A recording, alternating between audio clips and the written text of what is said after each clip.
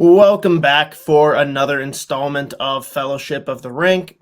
He's Joe Smith of The Athletic, bringing you all the insider info on your Minnesota Wild and Gophers hockey. And I'm Scott, simply here to be a glorified button pusher. Appreciate all of you joining us wherever and whenever you are listening. Joe, it's been quite the action-packed weekend for you. We finally coming down from it all? Absolutely. Between the trade deadline, the state hockey tournament, my first experience with that, getting Marat Khusnutdinov actually having his debut here this week, and him showing up and speaking pretty good English right away, which was pretty impressive. So busy few, and then the overtime went on Sunday. So it's like a lot of 3-4 days, a lot of action-packed stuff. But that's why it's fun to live in the quote-unquote state of hockey, right? It is. Amen. And today we're bringing you guys high school hockey, college hockey, NHL hockey. We got an interview lined up here with Declan Chisholm, recent addition to the Minnesota Wild. We're bringing you a new segment as well, talking a little beer too. But let's just jump into it, Joe. I mean, your first experience going to the Minnesota high school hockey state tournament. Impressions, did it live up to the hype? Did people pump it up too much? Well, I think it's definitely pumped up a lot. So it's, like the Super Bowl hype, I think, around it. And people are just proud of it, right? I get that. And being around the environment for several days there, I can see why. Like you can see the passion, the bands, the student sections, the celebrations.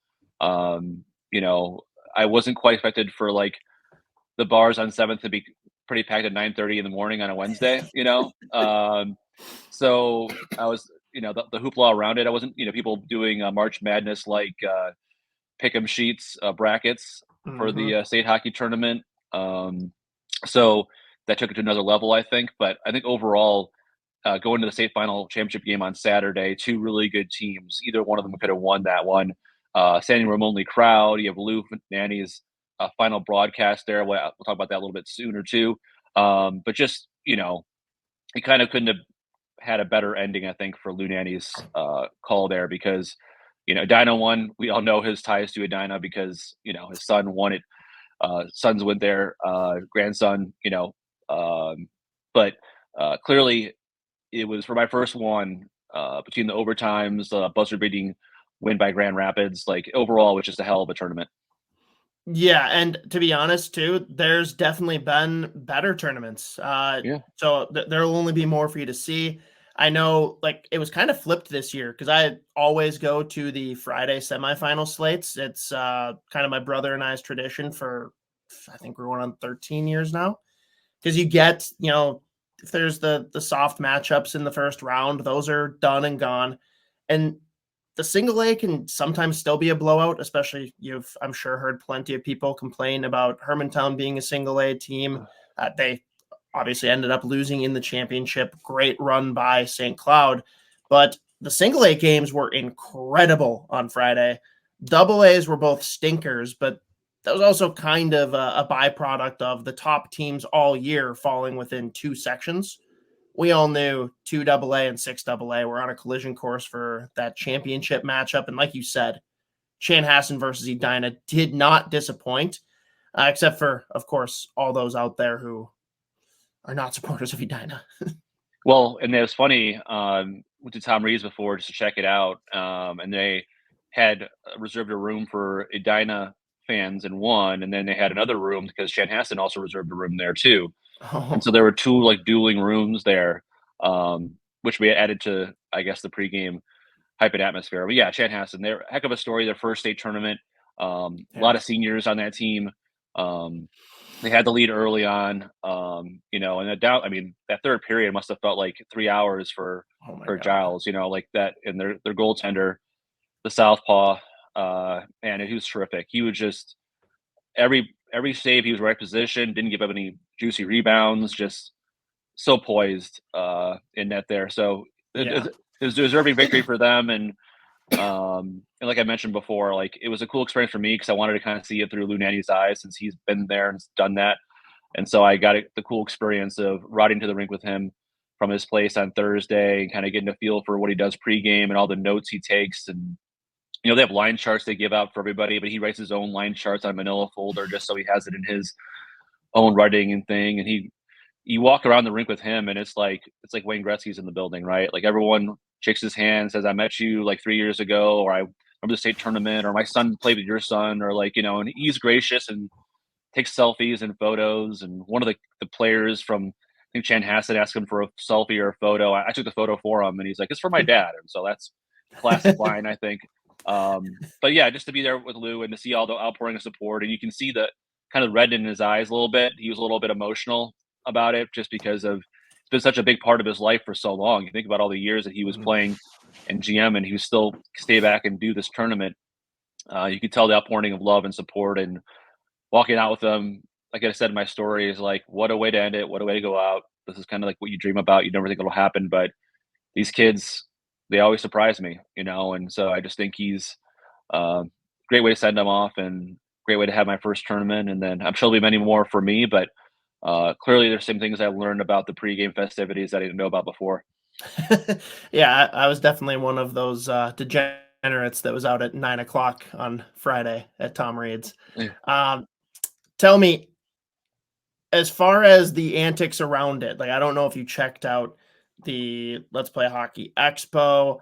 I don't know, like, what you expected from the crowd, being high school kids instead of your standard NHL crowd, which I think brings a ton of passion, or the infamous all hair team video. Like, any of this, like, what did you take in? Like the hair stuff was great. Like I love the hairdos. I love the intros. Everyone had their own special. Like, I mean, think about it. How many times these guys will be on TV, right? How many times will some of these kids be on TV? And they all were ready, and it was the biggest game of their life, and they're still ready to get with their intro and shout outs to their mom or their, the dry cleaner, whoever the heck they wanted to shout out to. And yeah, I think I love the creativity and like of the student section. Reminded me a little bit of college hockey. Some of the chants that they were doing. Did not think I'd hear "Pay Your Taxes" being sent as a chant to other teams, student sections, but it was a pretty fun overall feeling and vibe. Definitely than the Wild crowd, of course. It's a different vibe, it's a different clientele and all that stuff, but that's what made it so special. I was worried though when Edina won and they brought the trophy and they raced to the corner of the student section and jumped against the boards with the trophy. I'm like, this is gonna break. This is gonna be a bad news right there. Yeah, that looked scary. And I thought the same thing about the kid that did the selfie stick celebration for Cretin. Like, literally just destroyed himself on the end wall. I didn't think he was going to recover. And I don't know if you saw, but the one that I thought was just elite was the I guess most of the season starter got replaced and then ended up coming into the game after going down early. The goalie for Cretin Durham Hall rocking the Zubaz inspired pads. That was incredible. That was an all-timer there for sure. Like, you don't, I give an A for creativity on that one. And, it's something that these kids will have on their highlight reels forever, right? And they'll remember it in, 20 years from now or 25 years from now, and they have kids and they'll be able to show them their clips. And I'm sure it'll be outrageous, even more outrageous in that time. State Tourney 2040 something, what'll that be like? Definitely. Well, hey, hopefully something that you can make more of a tradition. We'll see how schedules align with you and Russo in the future, but glad you got your first taste of the State Tourney, which admittedly we probably overhyped to an extent, but it's just because other people outside of Minnesota do not at all understand. So we've kind of got to drag them through it. But let's talk college hockey then. Gophers, very, very fortunate here. We have Mike Hastings, for those of you Mankato fans who remember, has gone over to Wisconsin, and he got a little embarrassed this past weekend by Ohio State. They actually dropped to 9 in the pairwise, and Gophers jump up to 6. We've got Michigan sitting at 10, though. Like, this matchup here could be pretty pivotal for both in vying for a 2 seed on Michigan's side, but Gophers in pursuit of maybe an outside shot at a 1 seed in the tournament. What do we expect for this matchup? Battle for the M, Part 5. part of a million. It feels like it is amazing how Wisconsin plays everybody so damn well during the season, and then against Ohio State they flop like that. Like they swept the Gophers earlier in the season too. Like, and they're a well-coached team. I was just surprised about that. But the Gophers, Michigan. I think anytime you play a team like that several times in like a 2-3 week period, there's going to be some physicality there. Of course, you saw what happened. Scott, you and I were there for one of the games, at least that 2 weekends ago, when Nelson had his hat trick. The next day was the crazier game on Saturday, 6-5 overtime win for coming back from Minnesota, coming back from the depths of depth there and almost winning the game. So I think this is going to be both teams are going to be pumped up. They both have a lot to play for, seeding wise and just overall getting ready for the tournament, knowing how important this will be. So I think it'll be a hell of a game. I really do, just to set everything up, and it'll really be like a springboard for either team going into the tournament. Absolutely. And I don't know, anyone that's not tuned into that, well, I guess we have the Wild overlapping it, so I'm not sure how that's going to unfold. Get a second TV, people. It's okay. Wild, we've got a lot to talk about here. I guess we really just have to jump off with pulling the goalie in overtime. Go off, Joe.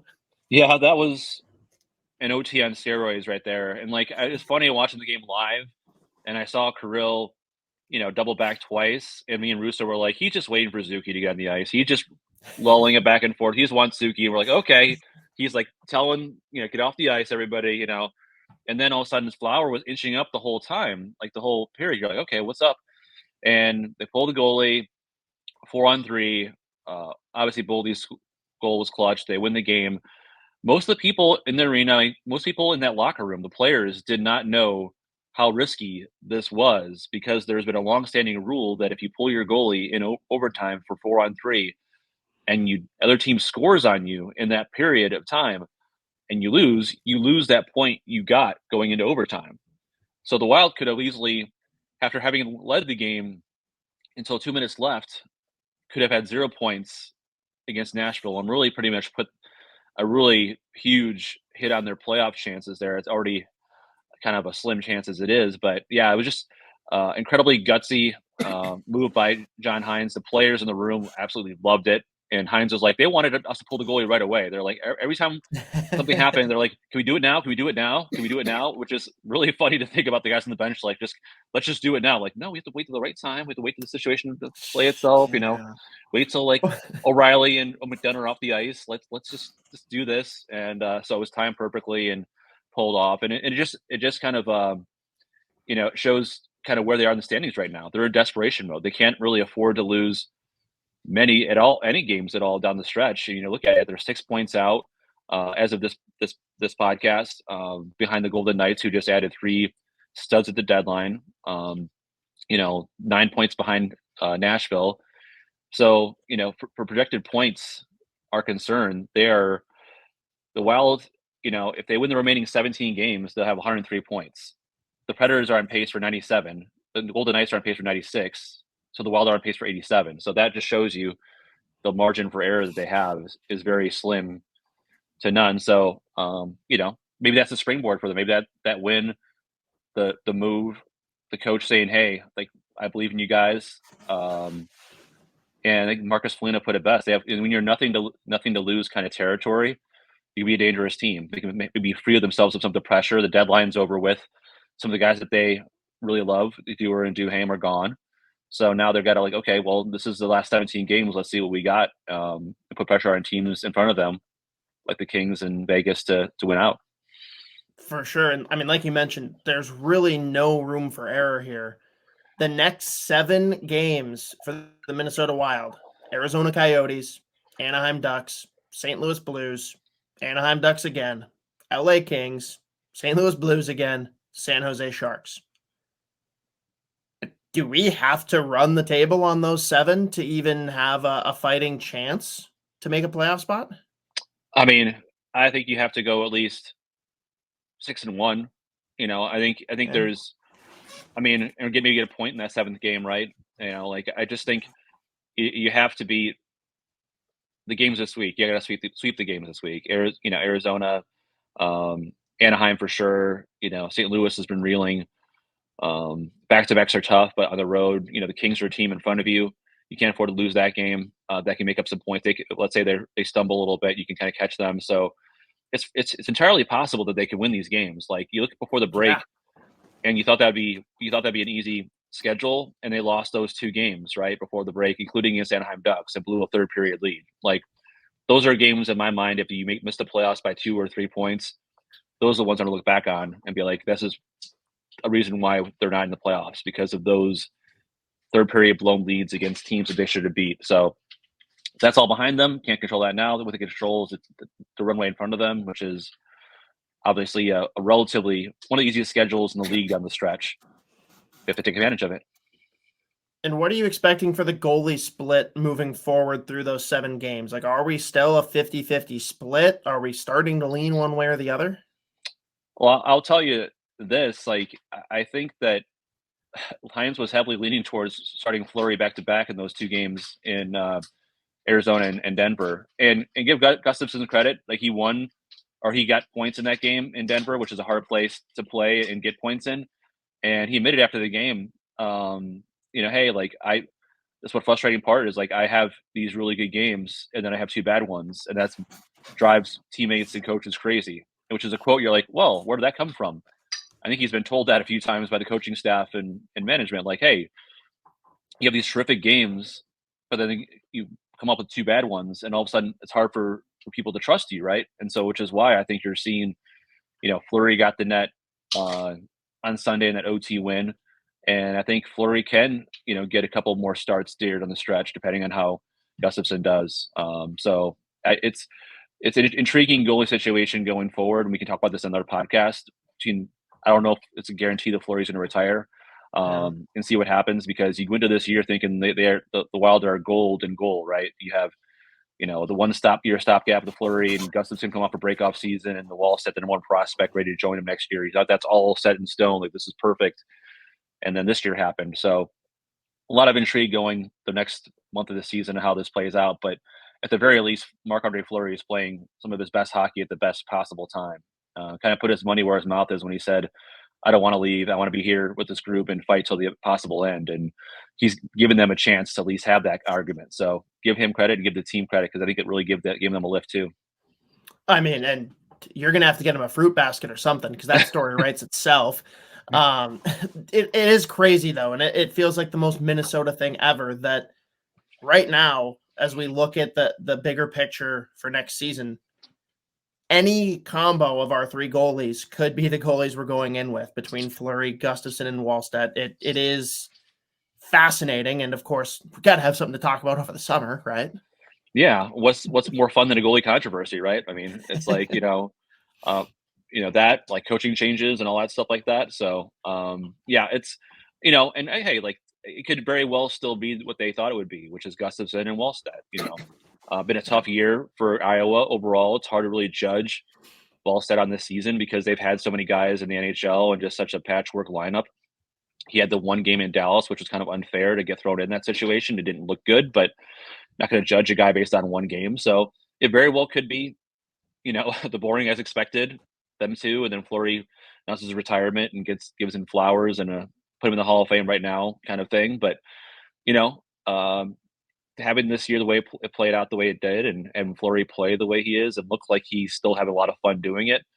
Like he said in our Insider on Monday on The Athletic, is like, there are days he goes, hey, I'm done. I can't do it anymore. And then there are days like Sunday where he really enjoys the victory and how it happened and being part of it. There was nobody more excited on the bench after they scored that goal than Marc-Andre Fleury, if you saw the video of him jumping up and down and stuff. So I think he still really enjoys playing this game. And so I could definitely see him coming back. And I could definitely see the Wild be interested in him and him come back. Give me a trade deadline grade for Bill Guerin.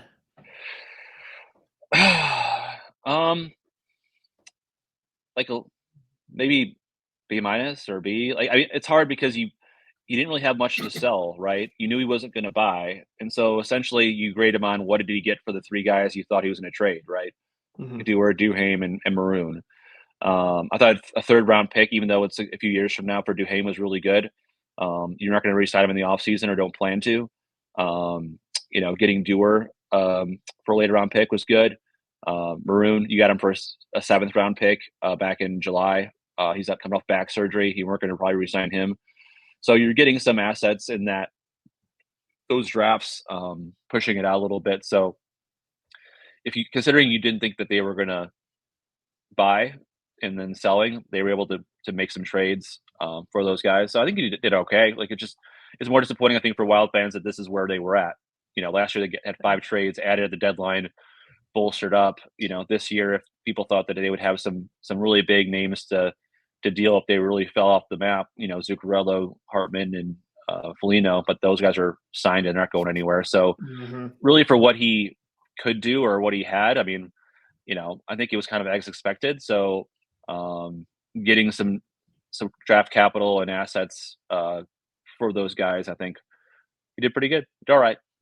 Yeah, I'm sure Wild fans would be more in like the C- camp. I'm with you, more of a B- because like he did what he could within the confines of what was available. I think if we go back to September and want to grade those signings as part of the trade deadline, maybe we're talking different grades. But different grade, yeah. For sure. At end of the day, like you're totally right. He couldn't really move any other assets, and you definitely didn't want to be adding right now.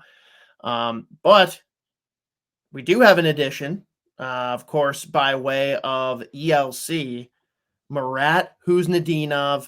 What are we hearing, Joe? When is this guy going to play?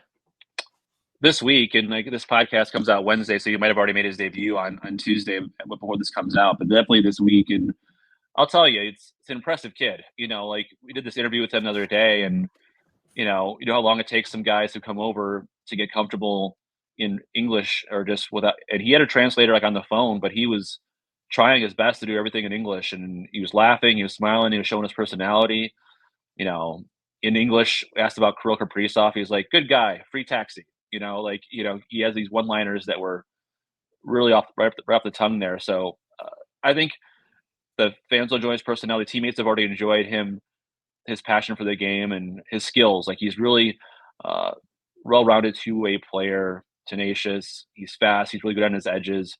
He's got a good stick defensively. You can pencil him in there as a third-line center, at least right now, and then maybe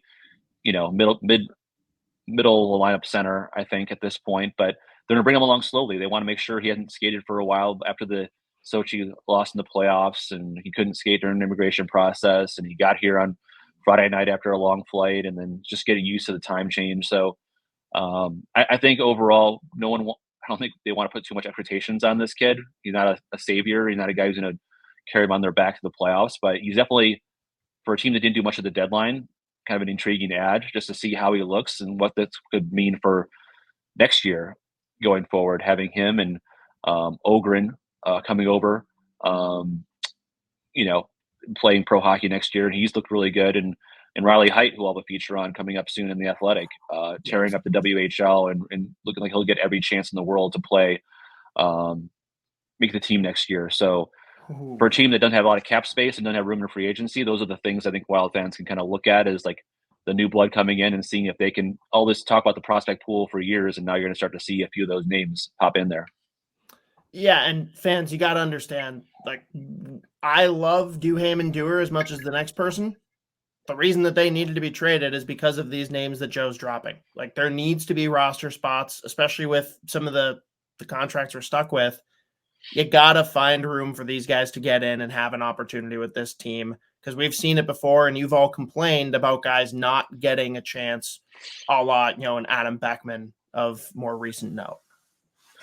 Yeah. I mean, and those guys have been given a chance, right? Beckman's getting a chance right now. Mm-hmm. He's got to show he can produce and score and make an impact. Damon Hunt got a chance this year. Sammy Walker got a few chances, of course. I think this is what really important for them to take a look what their window for the next couple of years will be. Okay, who's going to get the money and who's going to be able to be a part of this future? They're going to miss the size of Duhaime and the penalty killing. I guarantee if they make the playoffs, they're a much smaller team now without Duhaime and Pat Maroon.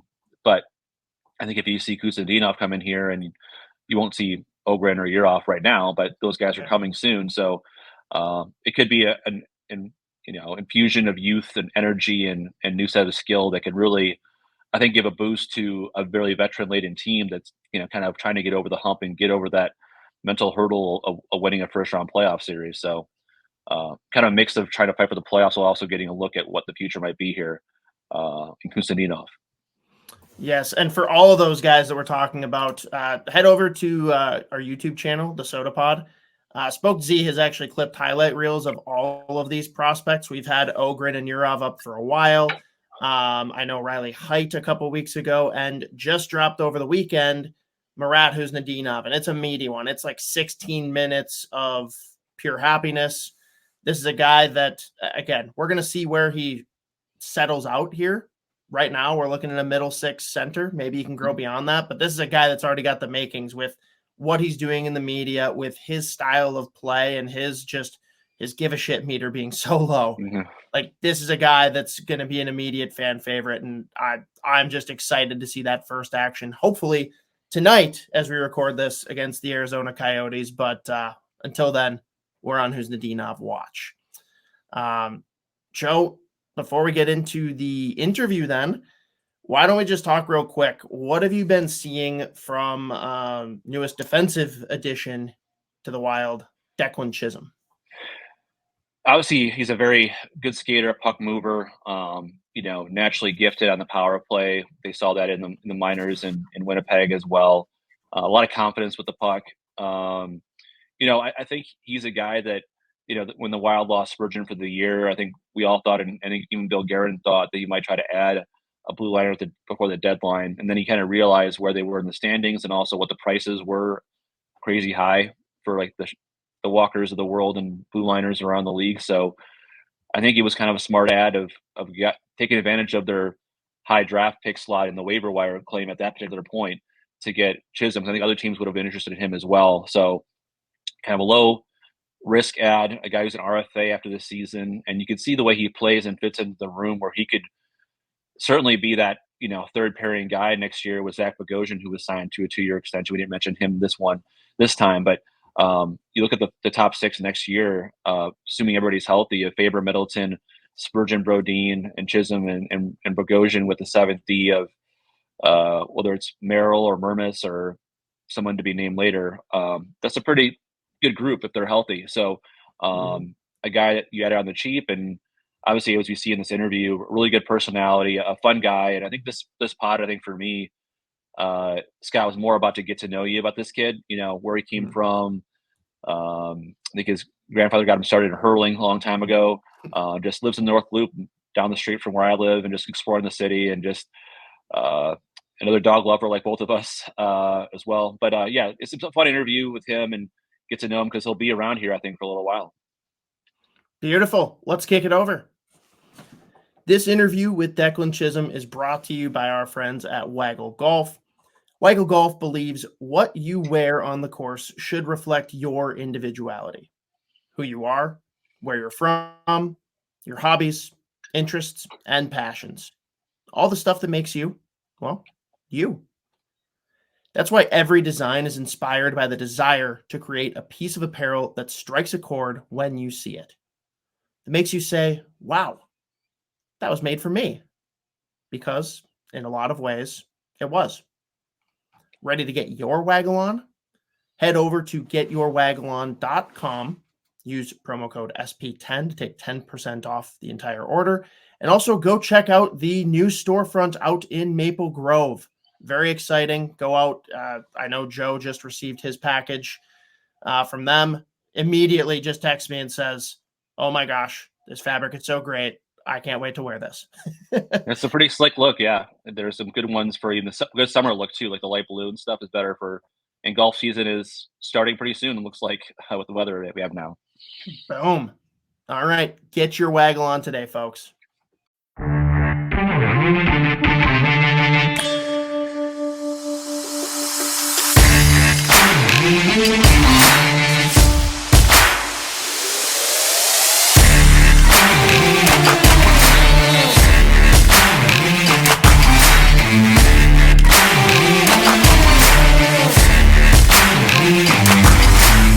Joining the show today is newly christened one of us as of a month ago, almost to the day, by way of being gifted to the Minnesota Wild by the Winnipeg Jets, Declan Chisholm. How are we doing, Declan? I'm doing well. Thanks for having me on, guys. Yeah, great to have you. Opening question for everyone, and I'll rephrase it a little bit, but Rorschach test. When you look at the Minnesota Wild logo, what do you see? It's funny because I saw something before I came to the team. I was like, I always thought it was a bear, but I guess it's actually the Wild. Like it's like the forest, a river, and a couple mountains put together with the moon. I don't know. Is it a bear? I still don't know what it is. It's the fun thing because I post the video responses. Like Oliver Moore came on with us first, and I'm like, when did you realize that it wasn't just a nature scene, but it's also a bear? And he's like, wait, what? He didn't see the bear. He only saw the nature scene. Like it's like totally split. Like some people comment and they're like, how do you not see the bear? And others are like, wait, there's a bear? Like I don't know how you don't see the bear. That's so funny. I didn't realize there was a nature scene until recently. I thought it was just a bear for the longest time. Oh, I love that. Well, you mentioned before you came on, the name Fellowship of the Rings is our pod name, and you're a Lord of the Rings fan. You mentioned watch it once a year. You said you watch the extended versions? Once a year. I like to mix in that one and Harry Potter, but once a year. Do you have a favorite movie of the Lord of the Rings? Do you have a favorite, episode of the? Probably the Two Towers. Okay. Yeah. Yeah, it's a tough one for me. I feel like I'm getting that wrong. What's it called? No, you got it right. Oh, that's it. Yeah. Okay. Yeah. My wife and I do Lord of the Weekend every year, where we watch all of them over the course of a weekend, the extended version, and like you make snacks, have some bourbon, kind of hang out and enjoy the movie. So it's usually when it's like cold here in Minnesota, and it's a blizzard, you can kind of stock up and just hang out. So yeah, I wish I could do that. My fiance, she hates fantasy, so I usually find some alone time and I'll crush one at a time.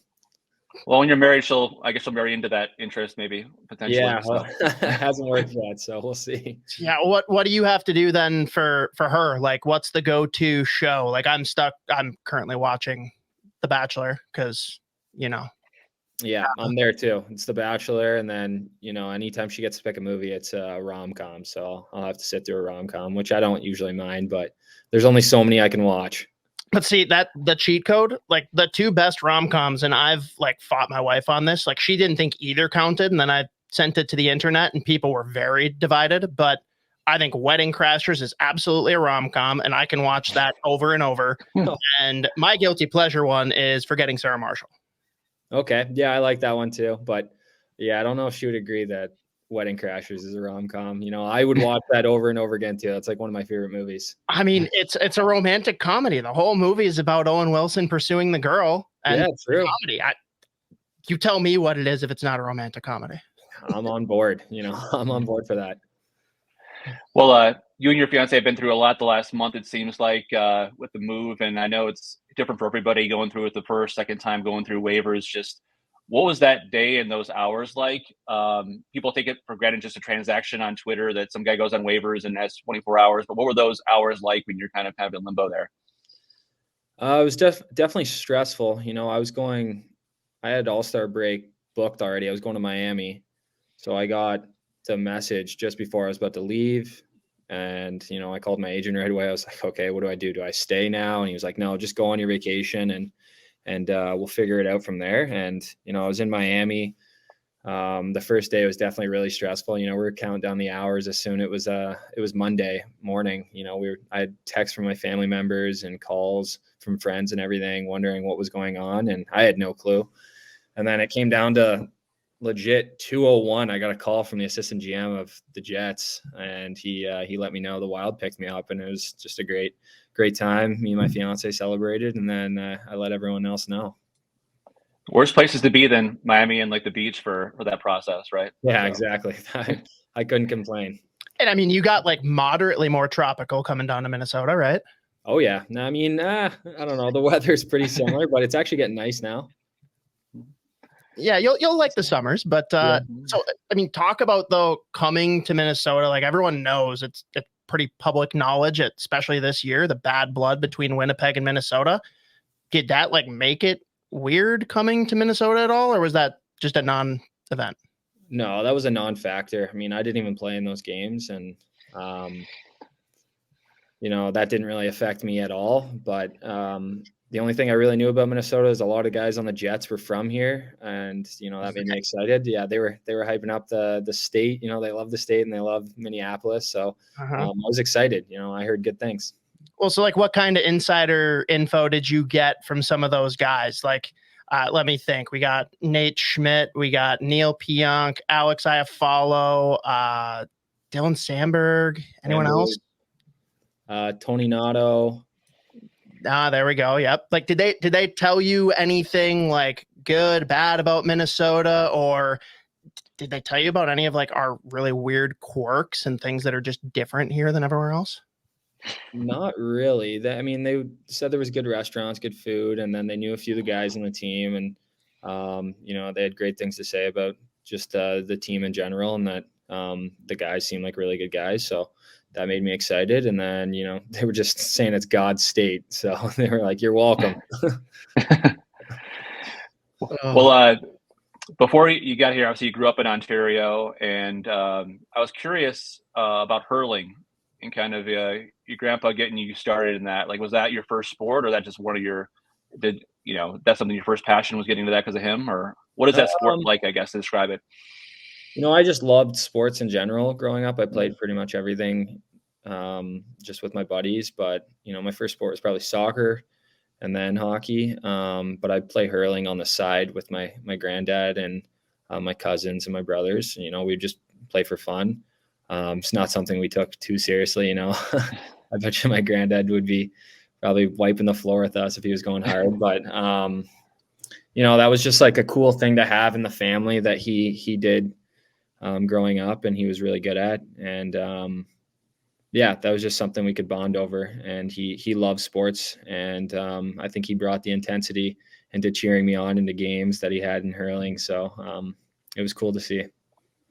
Kind of like lacrosse a little bit too, like a little bit, yeah. It's like field hockey and lacrosse mixed together, I guess. Just full contact, and you should have saw his shins, like the slashes he took. Like his shins were just bumps all the way down. It was nuts. Man, and so coming to the Wild, like you said, they kind of gave you pointers, said there's good guys. Like, we've heard it a lot the last couple of years, especially since Bill Guerin came in and kind of shifted the culture a bit. Everyone talks about like, oh yeah, it's just different here. Like, what has it been like stepping into the locker room, and like what stands out to you as being different than anywhere else you played? I would say, it seems like a really good locker room right away. As soon as I got here, everyone was really welcoming. And I saw that this year with the Jets. We had a really good room there too. And I think it comes from the leadership and just creating a good, inclusive environment. And I don't think anyone is excluding anyone on this team and in the room. Everyone's got a voice and everyone's welcome to talk. And, I'm still getting comfortable, and it's been somewhat of an easy transition. It's still going to be weird at times. Friendships take time and relationships take time. So, I'm just trying to get to know everyone more and more every day. And, I just think it comes from leadership. And I think with the Wild here, we have great leaders and great older guys to learn from. So I think that's where it starts.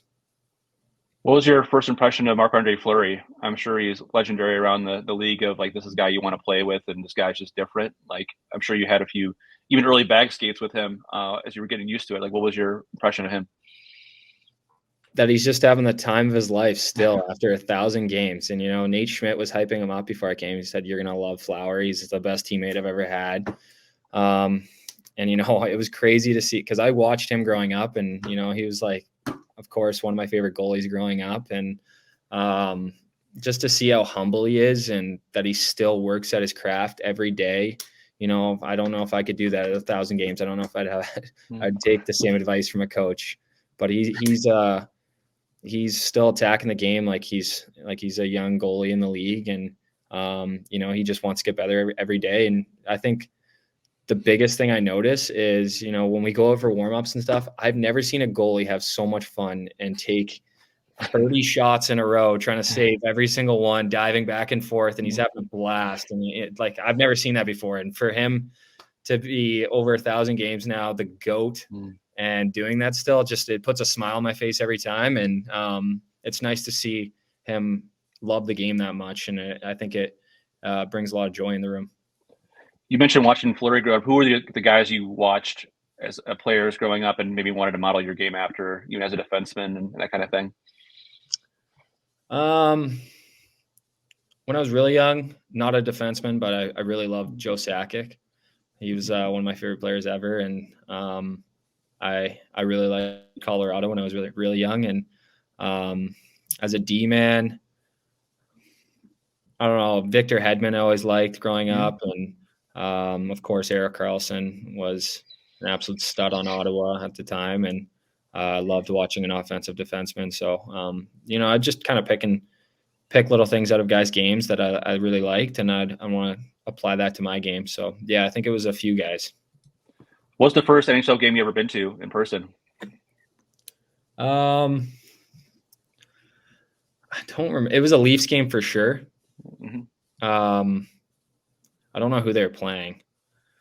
I remember going to a few Leafs games though, and I would change my favorite team like I changed my underwear when I was younger. If I went to a game and I liked that team, that was my new favorite team. And I remember going to a Leafs game, and I went and got bed sheets and a bunch of little trophies and bobbleheads and stuff that I hooked up in my room. So I don't recall my first game, but I do remember actually seeing a Tampa playoff game in Tampa. And that was like one of the coolest experiences I've ever had, going to a hockey game as a kid.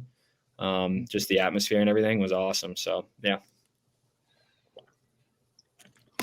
Did you get a little bit of a late start hockey-wise? I know I read somewhere where you had a little bit like an infection where you had to start slowly with as far as using a walker for a bit. Was that something that took a little long to get through, or is that like a brief kind of? Yeah, that was like when I was 4 or 5 years old. I had a staph infection in my knee, and I had to use a walker for I don't even remember how long now. It might have been like 6 months or something. And I remember I started hockey like a year after most kids around where I was. So, like 6 or 7 years old I started, which is still pretty early for me. I mean, I feel like you're not really getting much before that anyways. But yeah, I played 1 year house league and then somehow made my AAA team. I don't know how I did. I couldn't even stop left, but the coach said I had a lot of heart. Yeah, that's good. Yeah. And now, I mean, fast forwarding all the way to now, what's it like stepping in and playing on a pairing with a guy like Jonas Brodin? It's nuts. I mean, he's such a good defenseman, and I feel like he's so underrated. I didn't hear much about him before I come to the Wild. And then, of course, watching him in the press box and everything, you see how well he does almost everything. I mean, he's so good with his stick. He's offensively gifted. He skates like the wind, and the guy never gets tired either. So it's been a pleasure to play with him, and hopefully we can keep building some chemistry. When you were playing, obviously, in Winnipeg, the coaches there and the ones even in AHL were, loved your game, the way you skated and competed. You just had a lot of guys in front of you. A lot of guys didn't really get hurt. Like, what's that mindset as an athlete? Like, you obviously want to play, and it's probably hard to get in a rhythm when you don't play for such as a period. Did you kind of just feel at some point, you get that chance, or do you feel it might have had to come somewhere else to get that chance? Yeah, no, it definitely sucks when you're not playing, because that's why we play the game. Everyone just wants to play games, and when you practice for that long, it's tough on the mind and tough on your motivation. But doing well in the AHL and then getting my opportunity to make the team out of camp was my original goal coming into after I got drafted and everything. So that was obviously a dream come true. But then the team was pretty stacked on D. They already had their D core really set. So it was really tough to crack the lineup, and, everyone stayed healthy, and me and Logan Stanley were kind of just extra guys waiting to get our chance. And unfortunately, it didn't really come. So, I mean, that's why I feel like waivers are in place for guys like me. So teams can take a chance on guys like that and give them opportunities to see if they pan out. So, I got to just run away with this right now and take the most I can from this opportunity and take advantage of it, really. And I got to ask a selfish question here, because like one of the players that I'm weirdly obsessed with is Nikolai Ehlers. Like, do you got any good stories about that guy or anything you can shed light on? I don't know about any good stories. I wasn't really with him too long, but he's a great teammate. He's just such a down to earth guy and very humble, but I could see why you're slightly obsessed with him, man. He's unbelievable. He's so gifted and just naturally talented, and the way he skates too.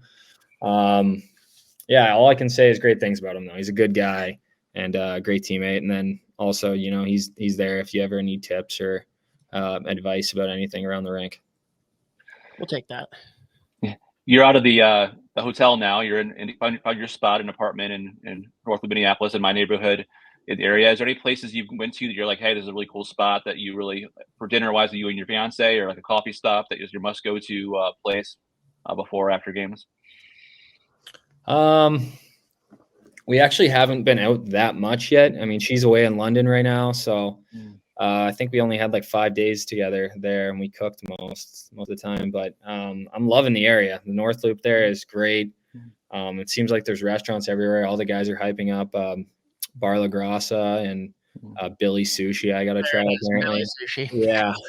Shout out to Billy, because I got to come by and try some sushi. I love sushi, so it's good. All the guys are hyping it up, and I hear it's the best in the city. So hopefully I can get around to that maybe in the next week. Another good spot is Porzana Argentinian Steakhouse. Is on the same road as Spoon and Stable, and then there's a cool bakery, Belcourt. You have croissants and day dishes, and also like ham and cheese croissants and whatever. And you can do cooking classes there too. It's a pretty cool like date experience. So I assume your dog loves the area too. A lot of dogs walking around the neighborhood. Oh, yeah. Tell us about Biggie and obviously how the name kind of came together. Well, we adopted Biggie in Winnipeg at the shelter there, the Humane Society, and I don't know what we were doing at the time. We were living, so it was the COVID year. My fiance came and stayed with me. It was only like 4-month season, and we were at the Hyatt House, which was kind of like the Residence Inn, and that's where they had all the American League guys stay. And we were talking about getting a dog for a little bit. We didn't know what we were getting into, and it was kind of unplanned. We went to the shelter. My fiance was like, yeah, we're going to go look at some dogs. That's all we're doing today. Just look at some dogs. And I was like, okay, sure. We get there. Within 5 minutes of looking at Biggie, I'm like, yeah, he's so cute. The girl comes in.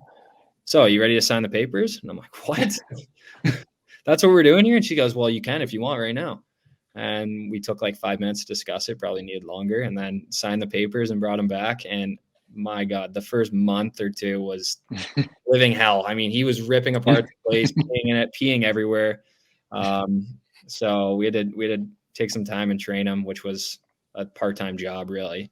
And then, Biggie we came across that name just because Biggie Smalls is my favorite rapper. So we decided on that. I kind of led the decision on that. I'm surprised he let me, but now he's like 3.5, and he's doing well. He's huge. He's like 80 pounds, part Shepherd Lab, probably some other stuff. He's a bit of a mutt, so we're not exactly sure, but yeah. Oh, I got a 85-pound golden retriever, nice. Also named after an icon. We call her Kessie, but it's definitely after Phil Kessel. So nice. It really just fit the vibe. The second we got her as a puppy, I'm just like, yeah, this is Phil Kessel right here. Love that. But oh man, we're big people here in general. Yeah. My wife and I have a 50-pound dog, Sammy, named after Samwise Gamgee and Samuel Tarly from Game of Thrones and then Lord of the Rings. So I'm a brown dog. He's a mutt of 1,000 things. We got him from a shelter in St. Pete, Florida. So you'll see him in the loop sometime. So yeah, hopefully, yeah. Dogs are the best.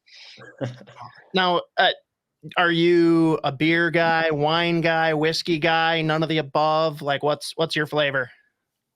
I like bourbon. I like bourbon a lot. My uncle He actually has one of the largest collections in North America of bourbon.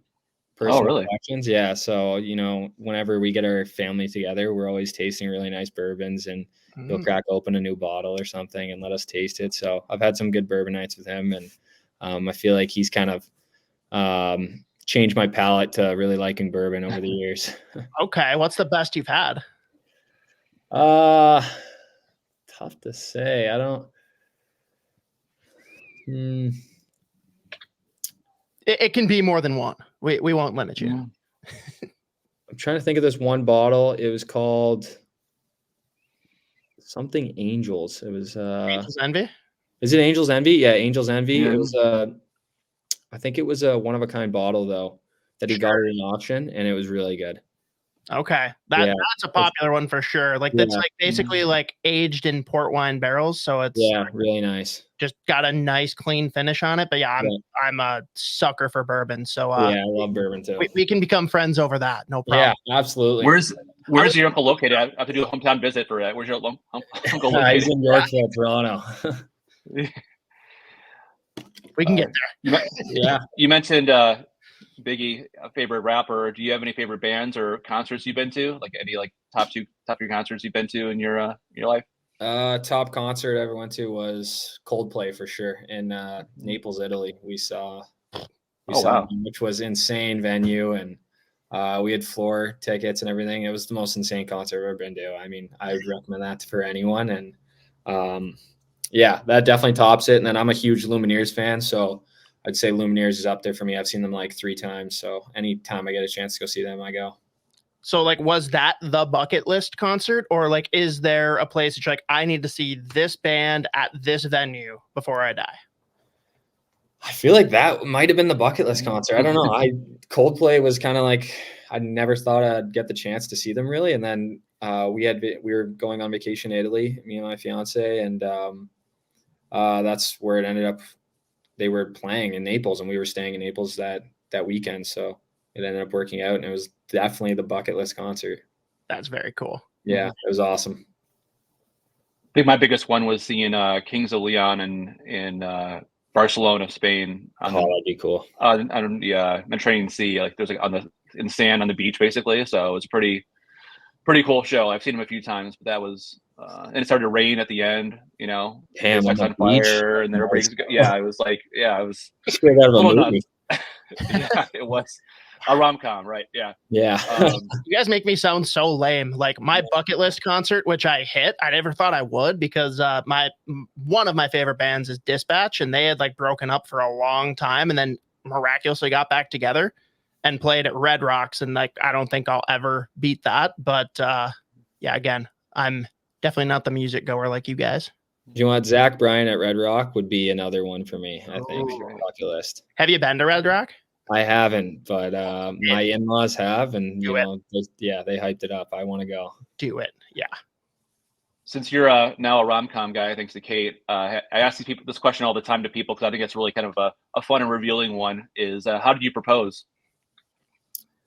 I actually proposed in Italy on that trip. It was last summer, and it was funny. I had the photographer and everything set up. We did an Amalfi in Positano there. Jeez. And our Airbnb was 20 minutes up these stairs because the whole city's built on a cliff. So we get there from a boat charter. We have to hike up 20 minutes of stairs with our suitcases. And I'm carrying both suitcases at this point because she was like, I can't get up these stairs. So we finally get up there. We're soaked in sweat. And she lies down. She needs some time. I get right in the shower, get ready right away because we have to be down there in another 30 minutes before the photographer is ready to go. And that ended up causing a fight because she was like, what are you rushing for? Our dinner's not for another 2 hours. We have so much time. And I was making up these lies about why we had to get down there. I was hungry. I wanted to get a drink or whatever. And so I finally get her to get ready. And I'm rushing her down the stairs. She's stopping every second to pet these random cats that are just going everywhere. She's a big cat person. And so we're just going at each other the whole way down. And then finally we get down there. I was so nervous. And I brought her down to the beach and did it there. So it ended up turning out really well, but it was funny leading up to it. We were fighting the whole time. You just change your mind. Like, yeah, maybe I'm not going to ask this right now. Maybe this isn't the right time. Man, that beats me. I was supposed to propose on a Alaskan cruise, and one of my wife's friends was a private planes pilot out in Anchorage, and so he was going to take us up on a private plane to this little island for a hike, and then you have a photographer there to shoot it and everything like that. It rained the first 2 days; you couldn't go in the air, and so then I had the ring right in my duffel bag, and so we went on the cruise ship, and I'm like, okay, we're going by glaciers. I'll do one by glacier, right? It rained the first 2 days. We're like, we're not go by this biggest glacier in the world. We're not going to go by it today. I'm like, okay. So like, they actually ended up going by it that day. So I brought it up to the room and we did a champagne and toast. And then she didn't think it was a proposal. Thought it was just a champagne and toast. So she didn't know it was coming. And then was surprised. So nice. Yeah, the stories are always fun that way. Yeah. Yeah, I'm the lame one in the group again. I pretty much my sister, it's funny, had always said I will never accept a proposal from someone unless it's with a puppy. I'm like, that's actually a really good idea. Yeah, it's not bad. So I literally used the puppy to propose. We had agreed we were going to get a dog later in the year. So it was a surprise that it came that early. And she thought that was the surprise. And then it was on the collar. And that awesome. So yeah, caught her with that. And then of course my sister was in shambles. So it was kind of a 2-for-1. Nice. But yeah, nothing exciting for me. No extravagant trips. Yeah, it's pretty nice getting a puppy and a ring at the same time. I know, but now she tries to tell me oh no, it's my dog. You gave it to me as a gift. I'm like, no, that was a vessel for presenting this opportunity to you. Yeah, it's your dog together, right? So, exactly. Declan, question that came in from a fan actually. Any preferred nicknames or things people generally call you, or is it just Declan Chisholm? Probably Chizzy. I get that a lot, or just Chiz. Yeah, just those two names, or Cheese. Anything really. I say that's real close to cheese. Yeah. Yeah, I got some buddies who call me that, but yeah, mostly Chizzy. Okay. And what's Chizzy doing on the off season? Are you a lake guy, a golf guy? Definitely a golf guy. Usually golf with a few of my buddies back home, and we get a good match going every year that we keep track of until the end of the summer. And usually one guy wins something if he wins the most games, but we didn't end up paying him this year or getting dinner or whatever. So I think that one's we're gonna have to pay that one at the start of next summer. But definitely a golf guy, and then I'll mooch off my buddies who have cottages for sure until I get my own. Yeah, that is the move for sure. And you have for that all summer golf competition, is there a loser punishment of any kind that's ever been instituted? Not yet, but I definitely agree that something needs to be instituted for sure. Okay. Almost like a fantasy football punishment. Exactly. I like that. I feel bad because you came in kind of late, and so we were doing this player poll. I don't know if you saw it or not, around the room, asking a bunch of guys on the team, best and worst dressed, who avoids paying the bill, most obnoxious in the group chat. And so I'm sure now you've gotten a feel for the group and other these kind of superstitions. Who's the most lively or obnoxious in the group chat for you? Who kind of blew you away in the group chat? Of this guy's always chirping somebody. I don't know. Our group chat a lot of the times is pretty quiet, but I mean, Moose for sure, and probably Goose as well. Those guys are always in the group. It's usually the older guys in the group chat. I mean, as a young guy, you're not saying much in the group chat yet. I feel like you need at least 100 games before you can start chirping back. But those guys for sure. And one of your first trips was Super Bowl in Vegas, right? Or Sunday in Vegas. So what was that like? I guess watching it at the team hotel, right? And then maybe you guys went out afterwards, or just went on the strip for a little bit. No, yeah. I mean, we watched it at the hotel for a bit, and then we just ended up going out for dinner. I think we played the next day, so I didn't go out or anything. I think we hit up the tables maybe a few times, but we kept it pretty quiet. It was pretty busy everywhere, so it was tough to get a reso. We ended up just going to the casino, and then whatever the nice, I think it was Brazilian steakhouse in the casino. We ended up just going for dinner there. So it was a good time. Nice. Yeah. Joe, anything else, or do we want to wrap on the Waggle golf question? Yeah, he's a golfer, so it should be a good one for him. But yeah, thanks a lot for taking this time. It's been a lot of fun getting to know you a little better, and just hopefully get a chance to chat with you more in the room as next homestand comes along and write a story about kind of your experience here. But I think Scott has the golf question here for you. Yeah, Waggle golf question. Get your waggleon.com promo code SP10 if you want 10% off. Who is in your dream foursome if you went golfing, and bonus points if you pick a course that you're going to go to as well?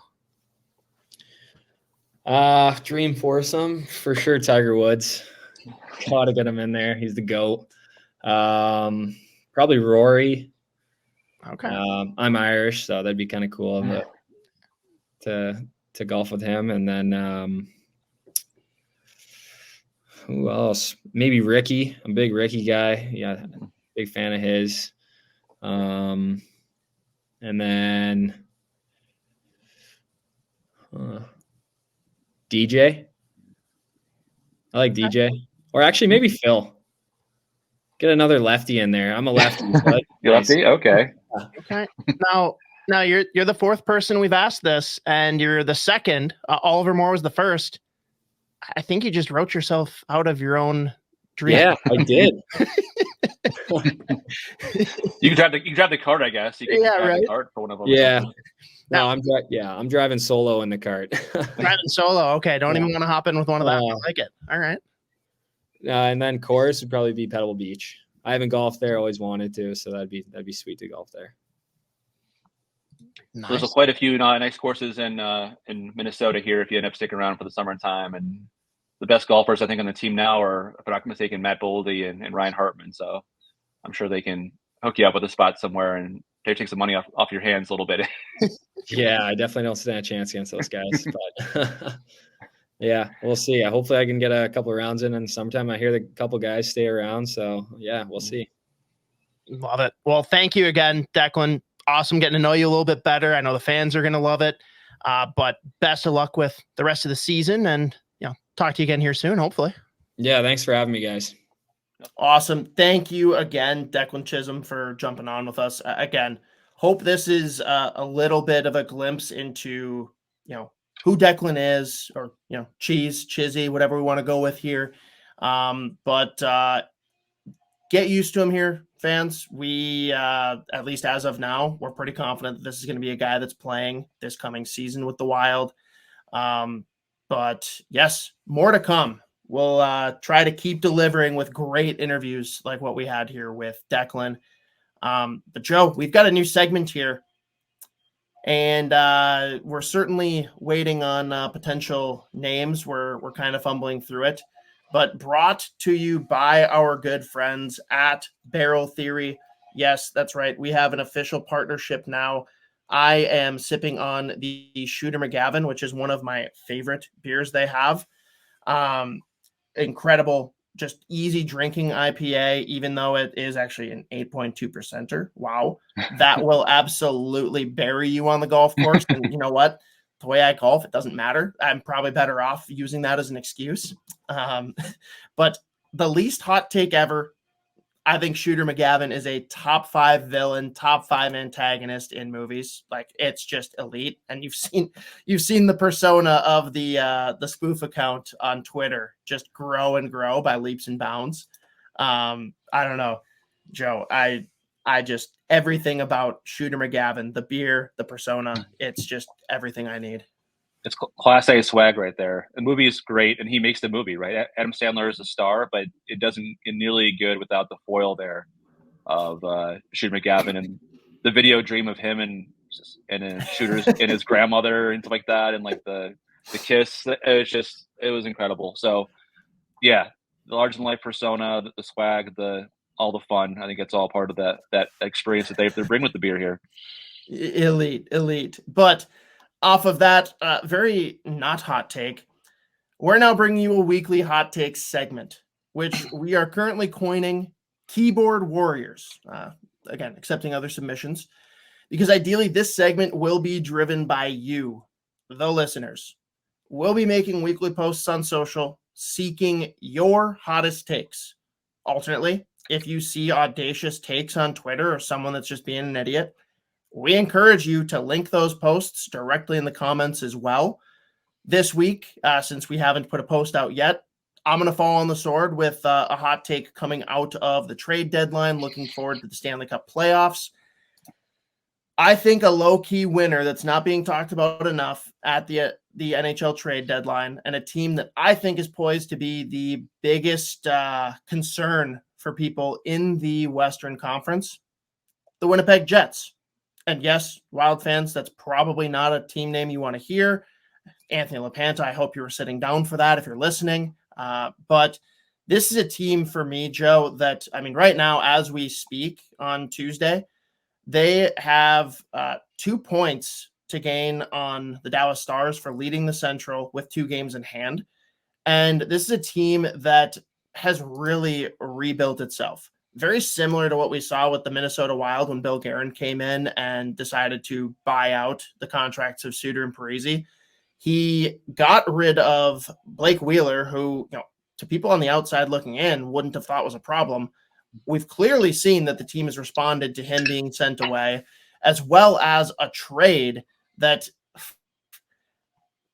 could you win a trade by more than sending out locker room cancer Pierre-Luc Dubois to bring in Minnesota boy? That's right. We have Iafallo, who played for your Duluth Bulldogs, bringing in a stud like Gagliardi and saving about $4 million in the process. Like that is huge.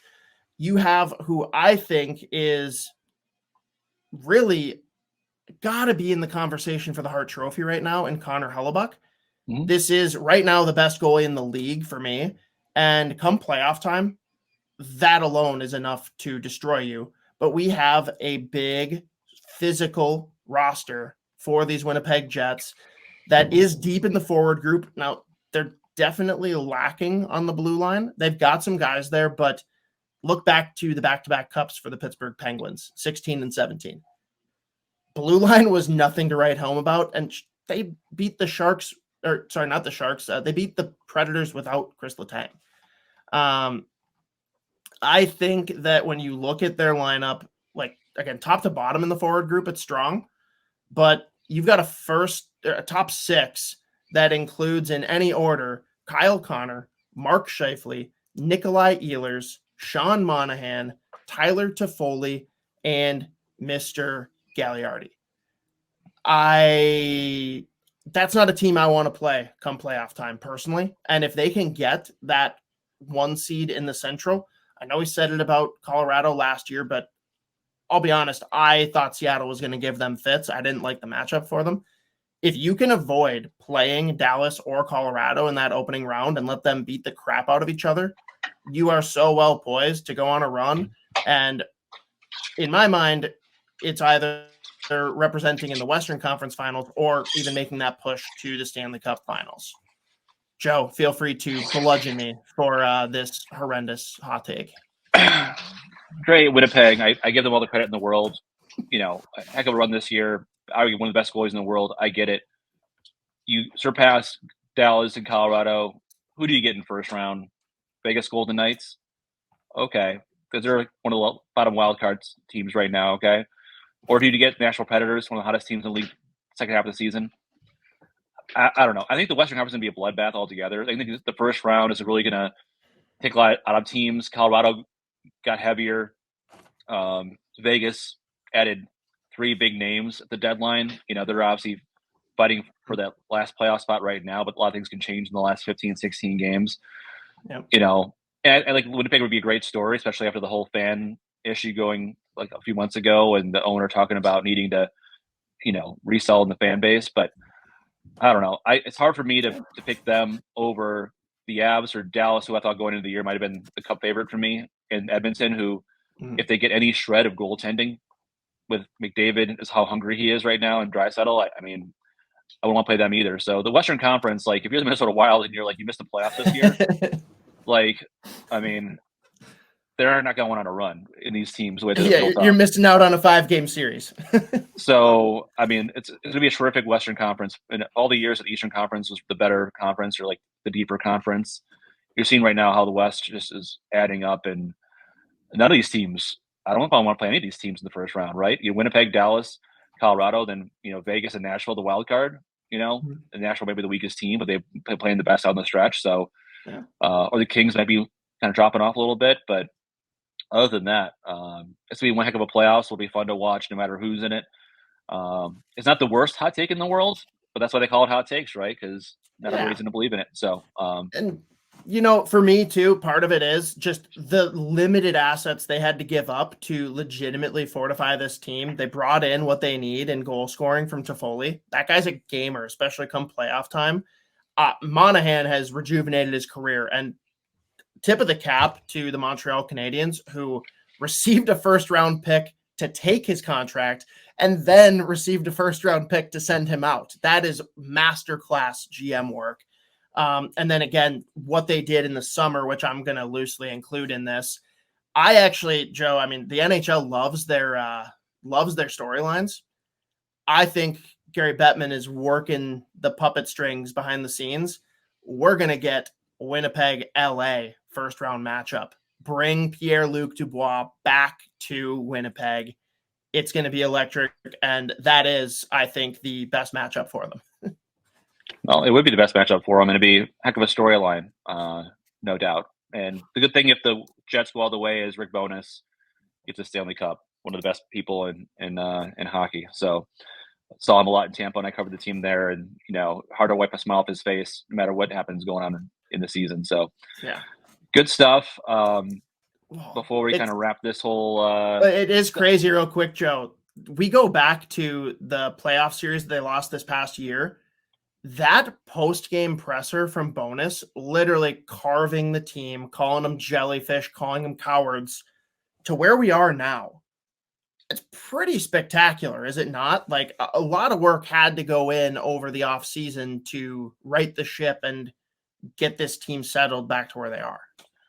Yes. Speaking of guts, or whatever you want to call it, you strip the captain of a C, right? You're a new coach. You come in and make all these changes, and he's like, if I've been behind the bench for 2,000 plus games, my give a shit meter is, his give a shit meter for caring about the game is very high. But as far as like, he's not going to mess around. This is too late in his career to tap dance around tough subjects, and he's going to be who he is, 100% authentic. And hey, fortune favors the bold, right? And they made some bold moves, I think, internally and culture wise. It just shows how important that culture is in a room, and the vibe, and just guys being able to fight for each other and want to play for each other. It matters as much as talent does. For sure. Awesome.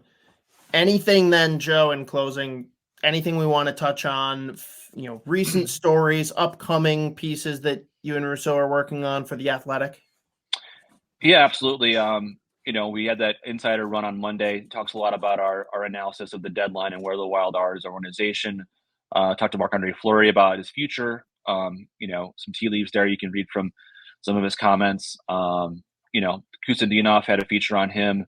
We'll have some more coverage of him this week as it goes along in his start to his career. I'll have a Riley Heidt feature coming up in the next few weeks or so.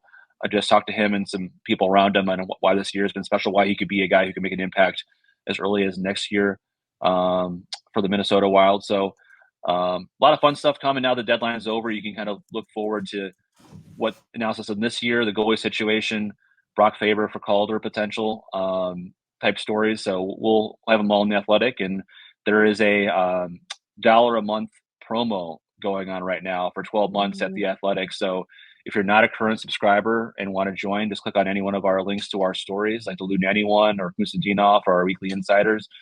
And it should be $1 a month for 12 months. So hard to beat that deal. Get in while the price is low and enjoy some of the coverage down the stretch and our postseason analysis of this team, no matter how far they go, and playoff coverage. Guys, I've seen you spend more than $12 on a single beer. $12 for a year subscription to catch Joe, Russo, and it branches outside of that to any sport, any market you want to read. Sorry, like, very unhot take. You're an idiot if you don't sign up for it, unless you already have it. But awesome stuff. Tune in next week. We do have another Wild interview queued up for you, but a little bit of a mystery for now. Tune in next week to see who that is. Thank you, though, to those tuning in on Google, Spotify, and Apple Podcasts. Folks, best thing you can do for us this week is give us a 5-star review on iTunes, Apple Podcasts. For those of you that haven't checked it out yet, again, I'm going to keep telling you, go over to our YouTube channel, The Soda Pod.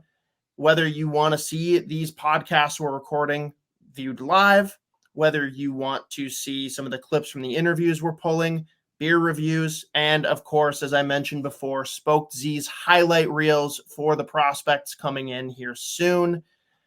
But everyone, we appreciate you tuning in for yet another episode of Fellowship of the Rink. You stay classy. State of Hockey.